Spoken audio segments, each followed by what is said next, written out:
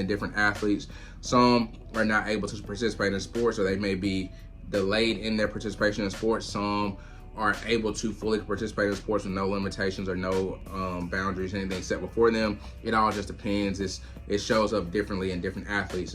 One thing that you will see, especially depending on the age of the athlete, is that they may not be able to take on high impact activity as soon as you get them through the door. So things such as jumping, even sprinting, those high impact activities may limit what you're able to do within a session, or may limit your outputs within that session. It just all depends on the athlete and kind of how they're dealing with it.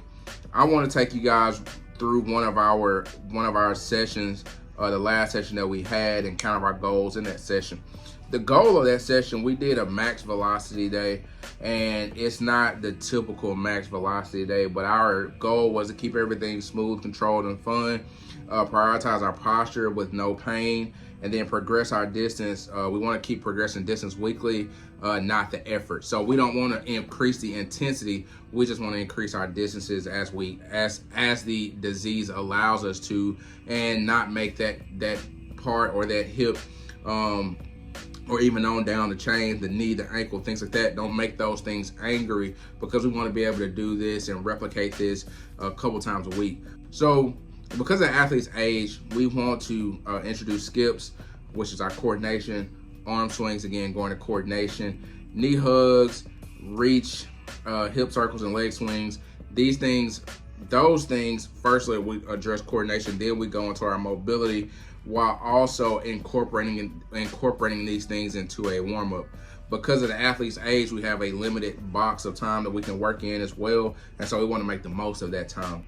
As far as like our speed work for this day, we did want to reintroduce, because we're moving out of that mobility side of things, but we also want to start expressing ourselves athletically.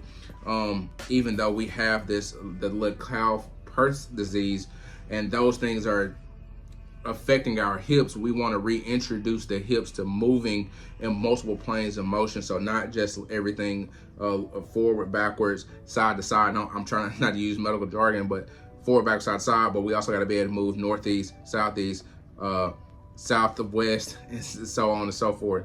And so we introduced the shuffles to sprints, the lateral crossover starts to sprint. So this would be like a half karaoke, and then going to a sprint from there. And then for our sprint development, we did introduce banded or light resistance banded runs.